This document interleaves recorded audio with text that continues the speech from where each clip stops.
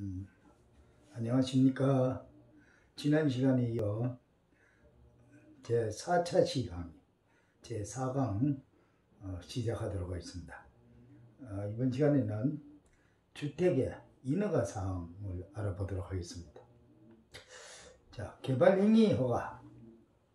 우리 농지 전용 허가를 받아서 개발을 하게 되면 개발행위 허가를 받는데, 농지 전용이죠. 이게 개발행위 허가가. 농지 전용은 토목설계사무소에 있습니다. 우리가 흔히 잘못 알고 건축사한테 부탁하면 되는 줄 아는데, 토목설계사무소에 하거나 또는 땅 주인이 직접 할 수가 있습니다. 직접 할 수가 있고, 그렇지 않고 우리 토목설계사무소에서 하는 거는 주변에 지인 중에 토목기사를 아는 사람이 있으면 그분이 해도 됩니다. 그 다음에 건축설계. 자, 설계는 건축사가 합니다. 건축사가 하는데, 일반적으로 보통 사람들이 내가 도면을 그려서 건축사한테 제시를 하고 그대로 지어달라 그러면은 설계비가 싸지지 않느냐 생각하는데, 그렇지 않습니다.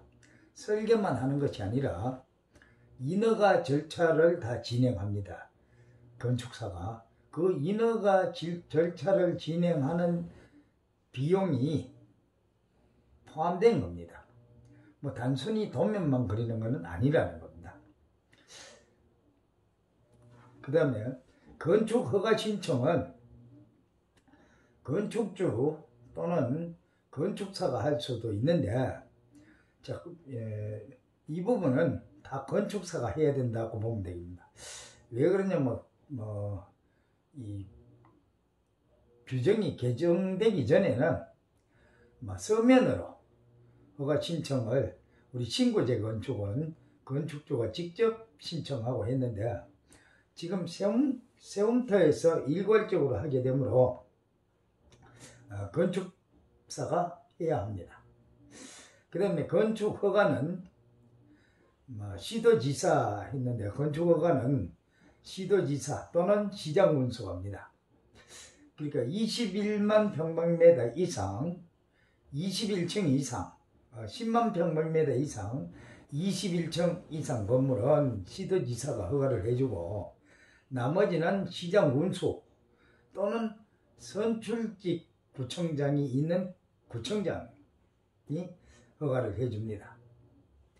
그럼 착공신고는 건축주 또는 건축사가 한다고 되어 있는데, 우리 인허가 진행 절차를 건축사가 하기 때문에 설계를 건축사한테 의뢰를 했으면 착공신고도 건축사가 해줍니다. 이 돈이 다 포함된 돈이다.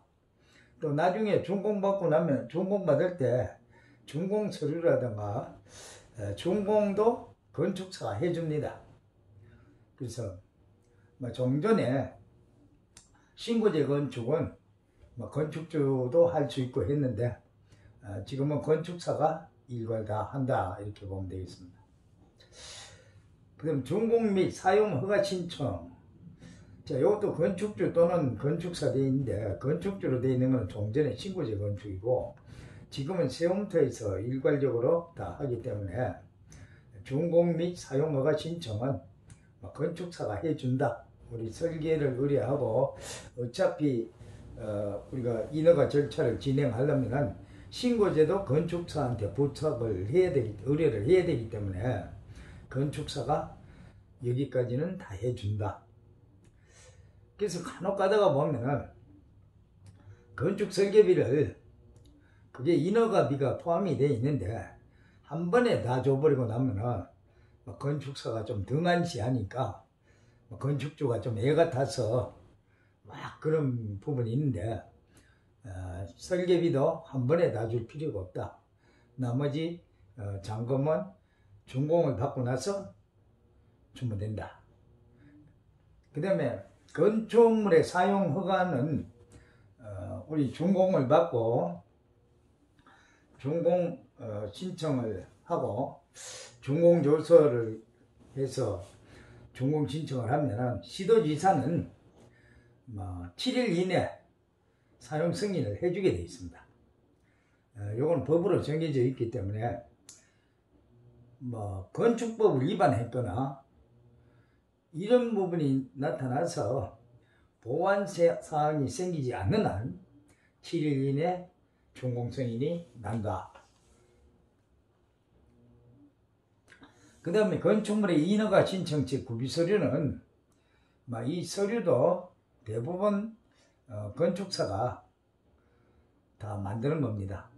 대지의 범위와 소유 또는 사용에 관한 권리를 증명하는 서류.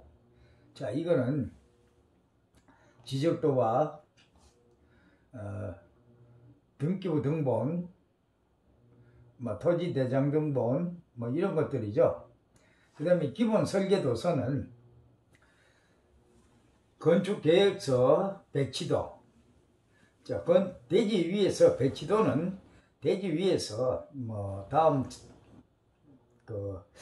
우리 도면 설명할 때도 배우겠지만 배치도란 지적도 위에 건축물의 위치를 표시해 놓은 게 배치도고, 그 다음 평면도, 인면도. 평면도는 바닥의 각 실의 위치, 또 건물의 가로 세로 길이, 이런 것들이 나와 있는 게 평면도고, 창문의 위치, 출입문의 위치, 이런 게 평면도로 나와 있고, 인면도란 거는 건물 외관의 모양이죠.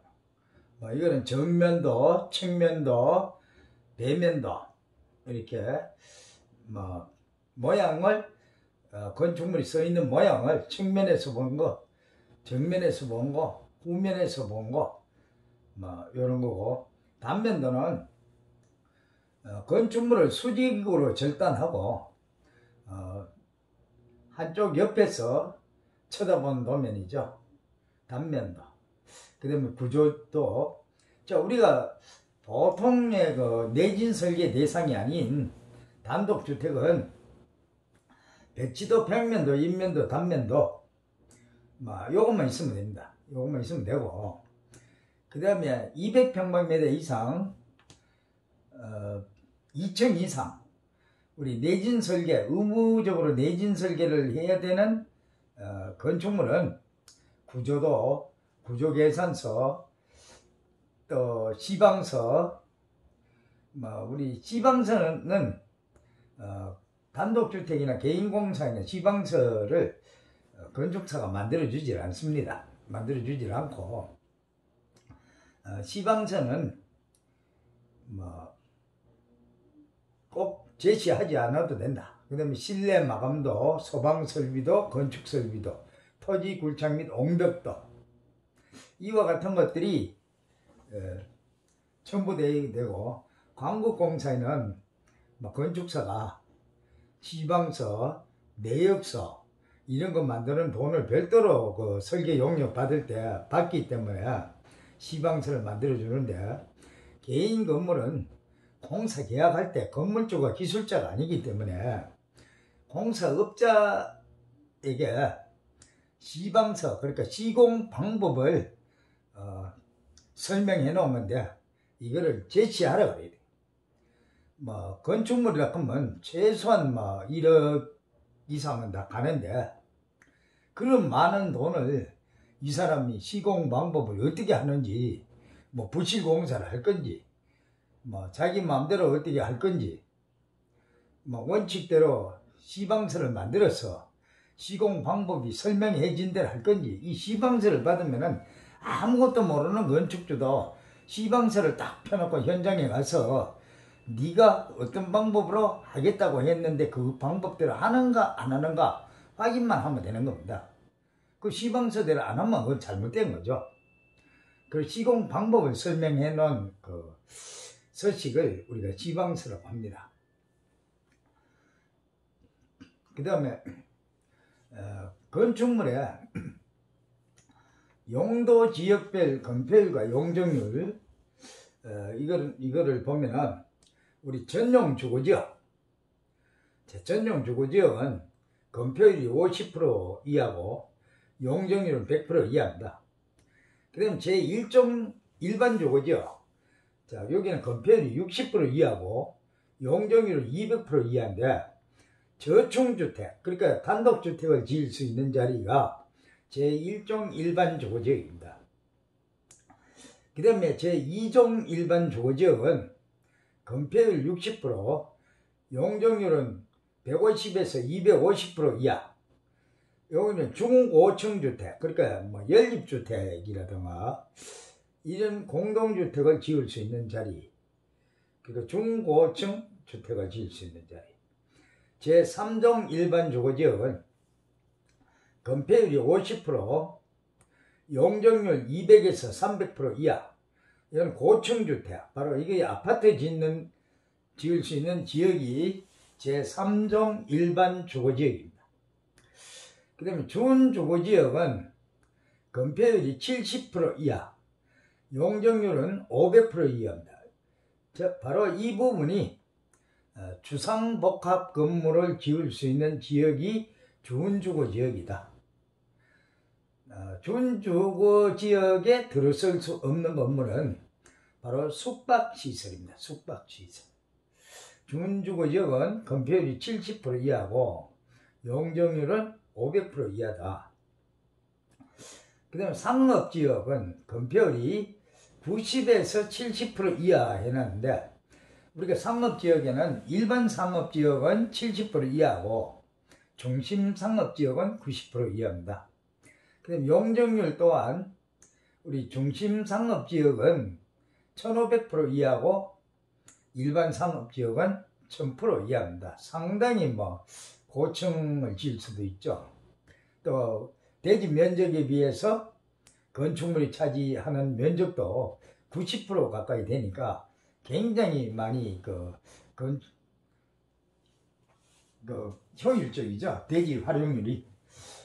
그 다음에 녹지지역. 녹지지역은 우리 자연녹지라든가 이런 곳은 건폐율 20% 이하, 용적률은 100% 이하입니다. 그 다음에 이 관리지역이라는 게 있는데, 관리지역은 건폐율 20%에서 40% 해놨는데, 20% 되는 부분은 생산관리지역, 보존관리지역 이런 것들이 건폐율이 20%고 계획관리지역은 40%입니다. 그래서 제가 한 군데 묶어서 간략하게 20에서 40%라고 기술을 했습니다. 그럼 용적률 또한 우리 생산관리지역이나 보존관리지역이나 이런 쪽은 80%, 계획관리지역은 100%. 자, 이렇게 보면 되겠습니다. 대부분 우리 계획관리지역은 건폐율도 상당히 대지 활용률이 높고, 또 대부분 땅값이 조금 생산관리지역이나 보존관리지역보다는 좀 비싼 거죠. 비싼 데를 얘기하고.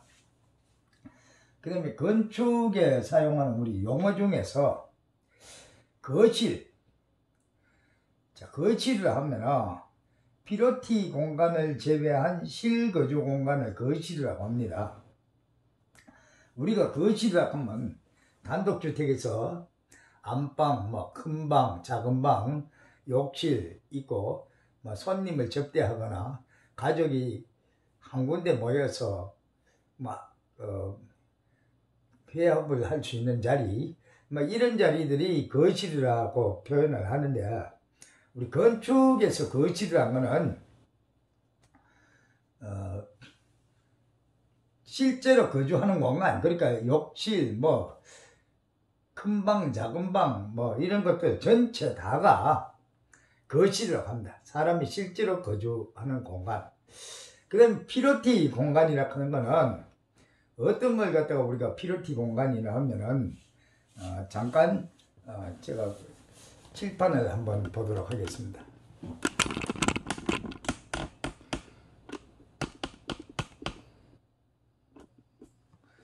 자, 피로티 공간은 우리가 도심에서 원룸이라든가 오피스텔 건물을 가면은 위층에 건물이 이렇게 뭐 건축물이 이렇게 있고 기둥이 이렇게 서서 뭐 1층은 주차장을 쓰고 있다. 자, 요 부분이 바로 피로티 공간이다. 요 부분이 피로티 공간이다. 우리가 피로티 공간은 건축 면적에 산입되지 않습니다. 건축 면적에 산입되지 않는다.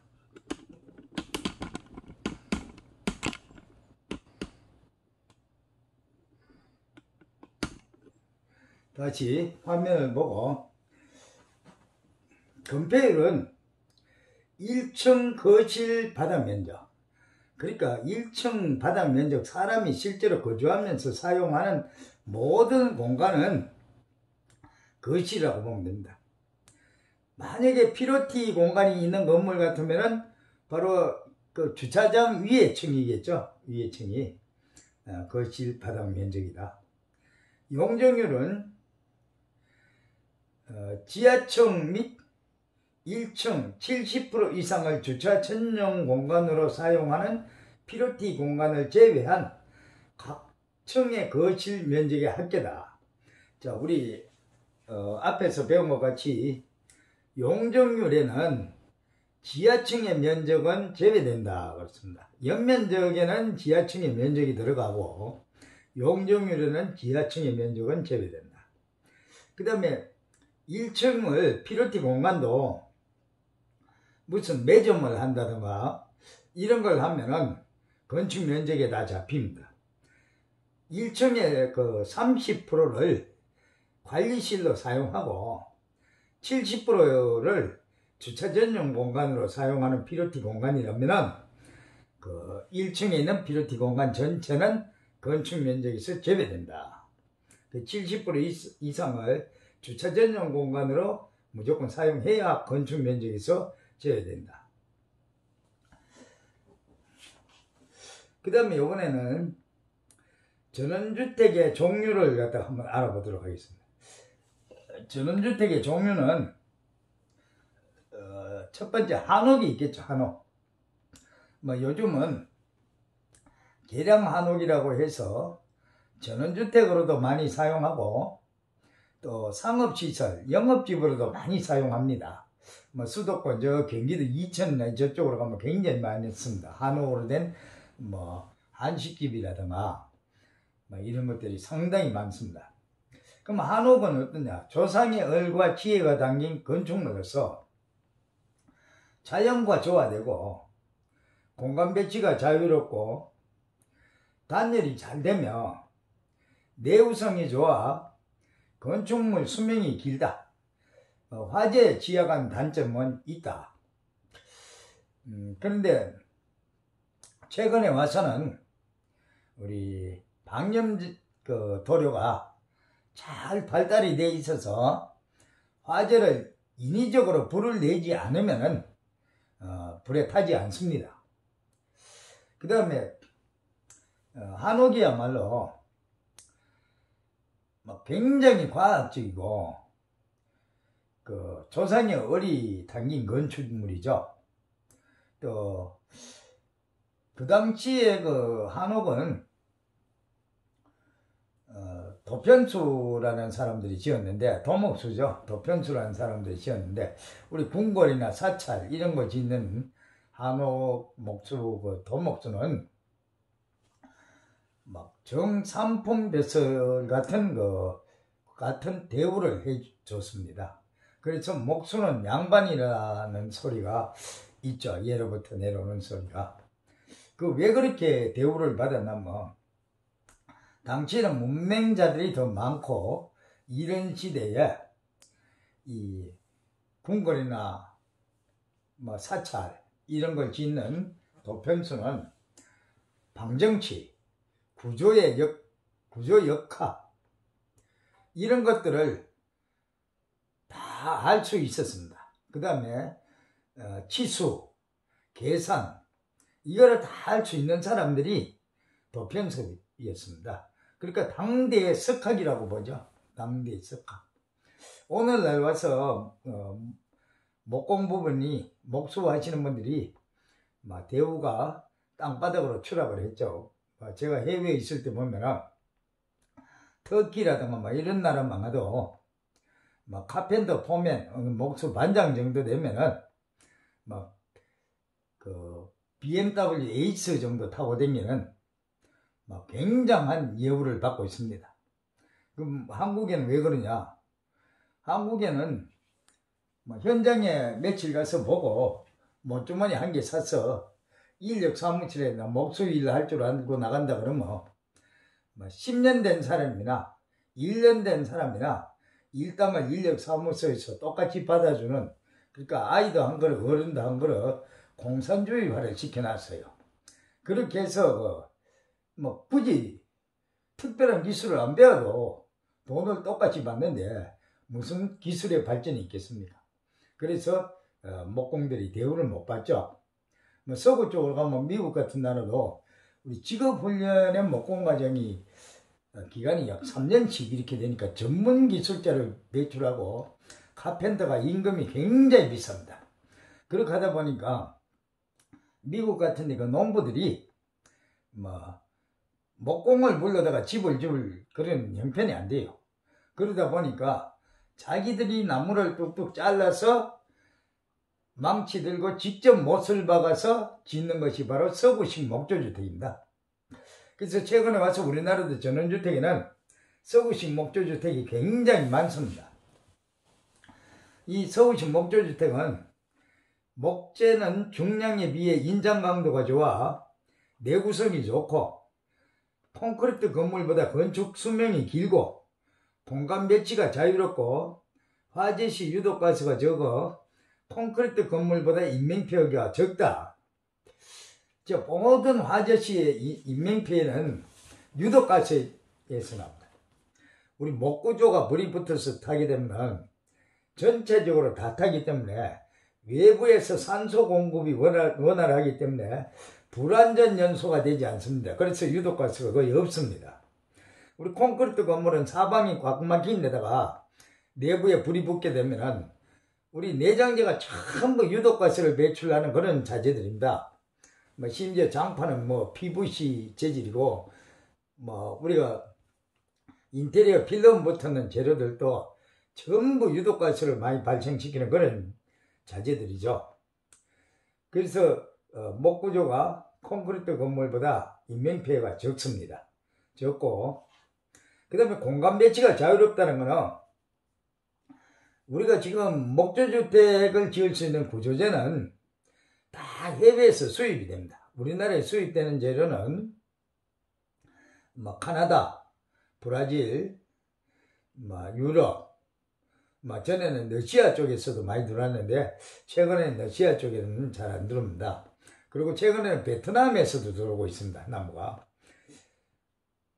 그렇게 하다 보니까 목재가 사실은 길이가 우리 구조재가 보편적으로 사용할 수 있는 게 3m부터 6m까지, 그 다음에 주문을 한다 그러면 8m까지도 사용할 수 있습니다. 그래서 공간을 갖다가 내 마음대로 크기를 정할 수 있다. 목재 길이가 있기 때문에. 그 다음에 위에서 배운 그 설명한 한옥도 마찬가지입니다.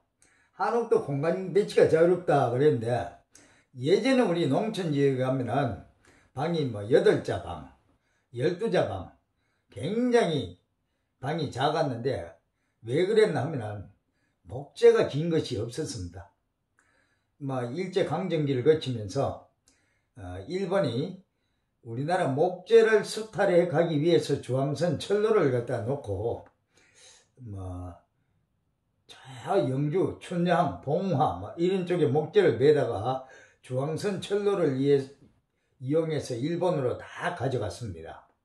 그리고 국내에서는 또 땔감으로 또 국민들이 사용해야 했고, 그러다 보니 목재가 상당히 귀하고 작은 목재로 하다 보니까 목재 길이가 한계가 8자, 12자 이런 정도밖에 되질 않았습니다. 그래서 방이 작았는데 지금은 목재가 수입 목재가 들어오면서 목재 길이에 영향을 덜 받기 때문에 시대 크기는 굉장히 자유롭게 배치할 수 있다. 그 다음에 목재에서 발생되는 음이온으로 인하여 알레르기성 질병으로부터 안전하다. 목조주택은 목재에 발생되는 음이온으로 인하여 알레르기성 질병으로부터 안전하다고 보면 됩니다. 우리 아파트 같은 거나 이런 건물들이 새집증후군이라 그래서 알레르기성 질병들이 많이 생기죠. 이런 것이 거의 없다. 이렇게 보면 되겠습니다. 음이온이라는 게 우리가 말하는 피톤, 치토 이런 거죠. 목재는 소나무건 참나무건 아무 나무든지 피톤, 치토가 나옵니다. 그 중에서 조금 많이 나오는 게 우리 자작나무하고 편백나무죠. 조금 많이 나옵니다. 그 외 나무도 다 나오는 겁니다. 안 나오는 건 아닙니다. 그 다음 통나무주택. 통나무주택은 이것도 전원주택으로 많이 쓰죠. 강원도 함경도 쪽에 화전민들이 사용하던 정통 한식이 있고 서구식이 있으나 어느 것이든 단열이 좋고 공간 배치가 자유롭고 자연과 잘 조화되는 건축물이며 건축물 수명은 깁니다. 근데 우리 그 화전민들이 쓰던 전통 한식으로 된 그 통나무 주택은 휘틀집으로 이렇게 지어졌던 집인데 통나무 그 길이 방향으로 한 개 놓고 그 위에 황토를 놓고 이런 식으로 쌓아 올려서 집을 지었던 거고, 목재 굵기가 우리 자생하는 소나무라든가 이런 나무를 썼기 때문에 굵기가 좀 왜소하고, 서구식은 목재 크기가 굉장히 굵은 그 통나무를 씁니다. 지름이 한 30에서 40cm 정도 되는 이런 원목 통나무를 갖다 사용하기 때문에 물론 나무가 건축물 수명도 길고 하죠. 그런데 여기에 단점은 우리 서구식 통나무 주택은 건축 설계를 여기서 해서 설계도를 보내면은 목재가 좀 수입하는 목재이기 때문에 설계 치수에 맞춰서 코너 부분은 전부 비틀집입니다. 전통 한식처럼 그 호수를 전부 파갖고 치수에 맞춰갖고 들어오기 때문에 국내에 와서 공사를 하면서 건축주의 의향대로 내부 구조 변경이 불가능합니다. 그렇게 되면 나무 목재를 다 쓸 수가 못 쓰게 되고, 그 다음에 또 한 가지는 굵은 통나무가 해외에서 수입되다 보면은 목재 속에 들어오는 부터 기생하는 흰개미라든가 이런 것들이 가끔 붙어 들어오는 경우가 있습니다. 그럼 요거는 방제하는 방법이 없습니다. 들어오면은 집을 짓고 나면은 거기 나무 속에서 살면서 자꾸 방으로 여름철 되면 나오기도 하고, 또 목재 속에 있기 때문에 약을 쳐도 죽지도 않고 상당히 좀 문제가 있어요. 이런 부분들이 제가 통나무 집을 지어 본 적도 있고 이런 걸 짓고 나면은 여름철 되면 그런 문제가 상당히 좀 어렵다. 그 다음에 모든 목재들도 목구조의 주택들도 지금은 방염 기술이 참 발달해가 있습니다. 그래서 나중에 사진을 보고 우리 건축 시공 현장 실무 교재를 할 때 방염 처리된 것과 안 된 것의 사진을 보고 설명을 할 때 설명을 하게 되면 조금 이해가 좀 빠를 겁니다. 그 다음에 우리 전원주택 중에는 철골조 주택도 많이 짓죠. 스틸하우징 또는 샌드위치 판넬 이런 걸로 해서도 짓고 상당히 많이 짓는데 내구성이 탁월합니다. 내구성은 탁월하나 방청 도장에 따라 큰 차이가 있고 화재에 강하다. 방청 도장에 따라 빨리 상할 수도 있습니다. 목재보다 훨씬 더 빨리 씁니다. 여러분들이 비가 오거나 이슬을 마치고 철근이나 이런 거 밖에 놔뒀다 보면은 그냥 놔두면 일주일만 되면 녹이 시뻘겋게 씁니다. 한번 녹이 슬기 시작한 철은 감당 못하게 빠른 속도로 사가버린다. 그럼 여기 방청 도장을 잘 해야 된다. 방청 도장을 하지 않으려면은 아연도 각관을 쓰면은 방청 도장을 안 해도 되는데, 아연도 각관을 쓰게 되면 돈이 너무 많이 들고 너무 고가고, 또 철골조 집을 왜 짓습니까? 재료가 싸지요. 우리 위에 쓰진 목조주택이나 한옥이나 이런 재료에 비하면 굉장히 싸고 공사 기간이 빠르고, 이렇게 하기 때문에 경제적이기 때문에 많이 짓죠. 서민들이 많이 짓습니다. 그런데 이걸 아연도 각관이나 이런 걸 써갖고 완전히 고비용이 들어간다 하면은 뭐 아무도 사용할 사람이 없겠죠. 또 이 철은 뭐 단열에도 문제가 있고, 그 다음에 공간 배치가 잘, 철은 뭐 우리 여러분들 아시다시피 뭐 보통 6m 이상이 철이 나오기 때문에 뭐 공간 배치가 상당히 자유롭다. 뭐 실의 넓이를 마음대로 조정 가능하다. 그 다음에 강제는 열전도율이 좋아 단열에 신경을 상당히 써야 됩니다. 우리 목조주택이라든가 이런 거는 목재 사이사이에 인슐레이션 단열점을 넣으면 되는데, 철은 그렇게 넣었다가는 방 안에 얼음이 얼어버려요. 철은 뭐 각 파이프 사이사이에 단열재를 넣는다. 그러면 철 자체가 열전도율이 좋아갖고 바깥에 있는 냉기가 철 안쪽에 그대로 전달이 되어버립니다. 그 별도로 뭐 공간을 둬서 단열재를 전체를 갖다 집어넣는 이런 현상이 뭐 형식이 돼야 단열을 할 수가 있습니다. 그 다음에 공사 기간이 단축되고 비용이 저렴하다. 뭐 철골조가 공사 기간이 굉장히 짧습니다. 짧고 뭐 다른 공사에 비해서 재료비도 싸고 뭐 이렇게 하니까 비용이 적게 든다. 그래서 경제적이다. 그래서 서민들이 많이 선호하는 전원주택이죠. 그 다음에 ALC 블록조.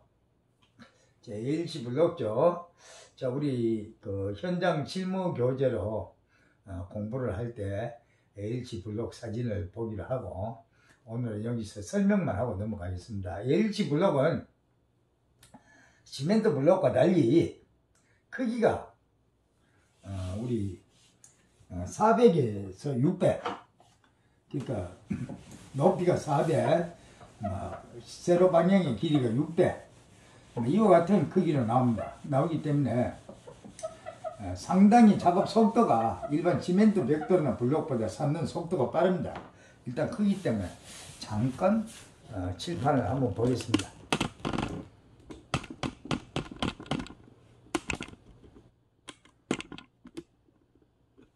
자, LC 블록은